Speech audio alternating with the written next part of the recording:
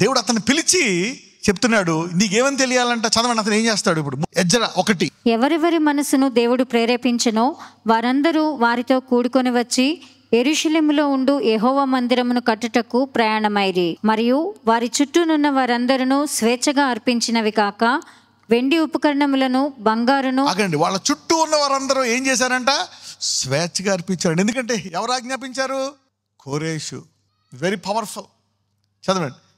వారి చుట్టూనున్న వారందరూ స్వేచ్ఛగా అర్పించినవి గాక వెండి ఉపకరణములను, బంగారును, పశువులను, ప్రశస్తమైన వస్తువులను ఇచ్చి వారికి సహాయం చేసిరి. సో మరి మనం మొదటిసారి మోషే వారిని తీసుకొస్తున్నప్పుడు వాళ్ళని దేంతో తీసుకొచ్చాడంట? కీర్తనలు 105:37. Come on, let's take that. అక్కడ నుండి తన జనులను వెండి బంగారములతో ఆయన రప్పించెను. ఇక్కడ కూడా అదే కనపడుతుందా లేదా మీకు? You see how the similarity.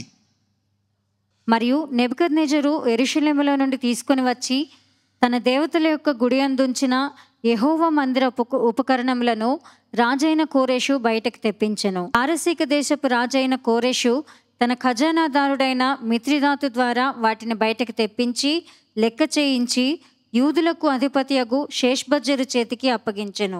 వాటి యొక్క లెక్క 30 బంగారపు పళ్ళెములను, 1000 వెండి పళ్ళెములను, 29 కత్తులను, 30 బంగారు గిన్నెలను, 410 వెండితో చేయబడిన 2వ రకమైన గిన్నెలను, మరి ఇతరమైన ఉపకరణములను 1000 అయి ఉండెను.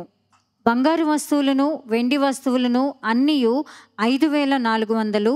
షేష్బజ్జరు బబులోను చెరలో నుండి విడిపింపబడిన వారితో కూడా కలిసి వీటన్నిటిని యెరూషలేమునకు తీసుకొని వచ్చెను. రైట్.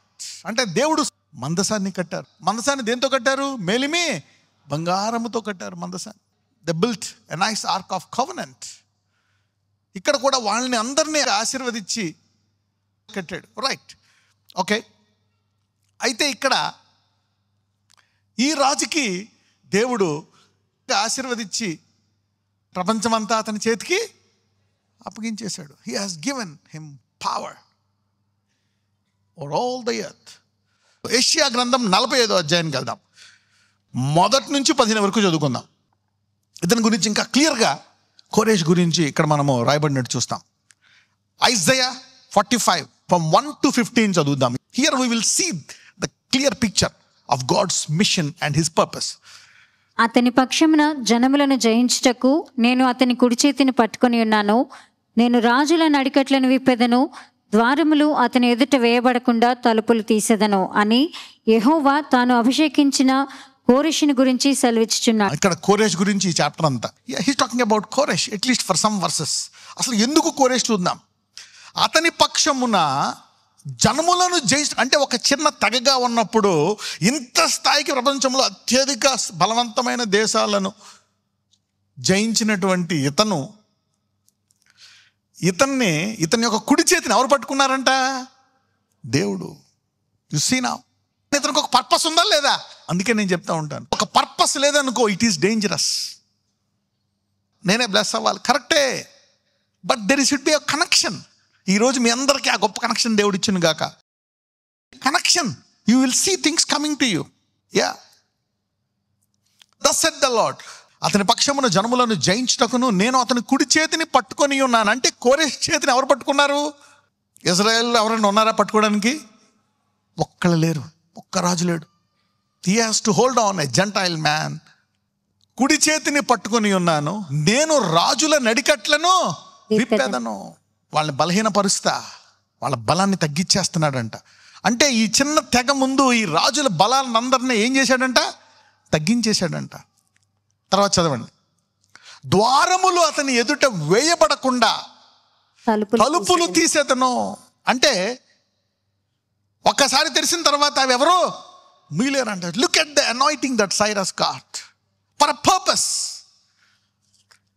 అని యెహోవా తాను అభిషేకించిన కోరేషుని గురించి సెలవిచ్చుచున్నాడు. There is a mission. కోరేష్ వచ్చిన తర్వాత ఇంక మళ్ళా దేవుని పట్టించుకోవడం మానేశాడా? లేక ఆ పనిని ఆరంభించాడా? He began all his life. He commanded and things moved. మనం చూసాం ఏ రీతిగా కదిలాయో, ఏ రీతిగా వాళ్ళు వచ్చి అన్నీ కట్టడం మొదలు పెట్టారో, తర్వాత దాన్ని ఎలాగ ముగించారో కూడా మనము చూసాం. ఆ ముగిస్తున్నప్పుడు మళ్ళీ ఏ కండిషన్స్ పెట్టుకున్నారో కూడా మనం స్టడీ చేద్దాం. దే మేడ్ సమ్ రెజల్యూషన్స్, మళ్ళీ అలా అవ్వకూడదు అని. అందులో ఒక రెజల్యూషన్ అయితే మీకు చూపిస్తాను. వాళ్ళు ఒక రెజల్యూషన్ చేసుకున్నారు, ఇప్పుడు మందిరం కట్టిన తర్వాత మళ్ళీ మనం ఇలా చెదిరిపోకూడదు, 70 సంవత్సరాలు మనం ఎంత ఘోరంగా అనుభవించామని వాళ్ళు కొన్ని నిబంధనలు చేసుకున్నారు, చాలా నిబంధనలు. అందులో కొన్ని జ్ఞాపకం చేస్తాం. ఓకే రైట్, ఇది చదవండి. యెషయా 45:2. నేను నీకు ముందుగా పోవచ్చు, నేను నీకు ముందుగా పోవచ్చు. ఇజ్రాయెల్ ముందు వెళ్ళాలా, ఇజ్రాయెల్ రాజుల ముందు, అభిషక్తుల ముందు వెళ్ళాలి. కానీ దేవుడు ఎవరి ముందు వెళ్తున్నాడు? కోరేషు అతనే సైన్యం ముందు. ఇతను ఒక్కడే కొంచెం దేవుడిని ఎరిగినవాడు. I will go before thee, నేను నీకు ముందుగా పోవచ్చు, మెట్టగానున్న స్థలములను సరళము చేసేదను, ఇత్తడి తలుపులను పగలగొట్టేదను, ఇనుప గడియలను విరగొట్టేదను. అంటే ఇతనికి ఇంత సామర్థ్యం ఇచ్చింది ఎవరని తెలుస్తుంది? దేవుడు, God himself he's given Cyrus this anointing. ఇత్తడి తలుపులను పగలగొట్టేదను, ఇనుప గడియలను విరగొట్టేదను. పేరు పెట్టి నిన్ను పిలిచిన ఇశ్రాయేలు దేవుడనైన యెహోవాను నేనే అని నీవు తెలుసు. ఏ పేరు పెట్టి పిలిచాడంట? కోరేషు. అభిషేకం ఎవరికి ఇస్తున్నాడంట అక్కడ ప్రత్యేకంగా పేరు? ఏ పేరు? కోరేష్కి ఇస్తున్నాడంట. He is anointing Cyrus. ఓకే, ఇంకేం చేస్తున్నాడంట? నేను నిన్ను పిలిచిన ఇశ్రాయేలు దేవుడైన యెహోవాను నేనే అని పేరు పెట్టి, అందరూ చెప్పండి, దేవుడికి నా పేరు తెలుసు అనండి. రక్షణ, పరిశుద్ధత, నీతి. పౌలు ఏమంటాడు? వేసిన పునాది మరలా. ఇక్కడ దేవుడు పిలిచాడా లేదా? పేరు పెడితే అంటే ఏంటి? దేవుడికి పేరు తెలుసు. God called his name. When the devil can call, what is the big deal? When God calls, the master creator, ఆయనకి ఆకాశ నక్షత్రాలు అన్నీ కూడా సృష్టించిన లెక్క తెలుసంట. వాటికి అన్నీ ఏం పెడతాడంట? పేర్లు. నక్షత్రాలు కొన్ని బిలియన్లు, మనుషులు లిమిటెడ్, నానా విధాల వరాలు ఉంటాయి, అన్నిట్లో ఆనందించాల. When some gift is coming, rejoice in that gift. నానా విధాలు. There are many manifestations of the Spirit. Right?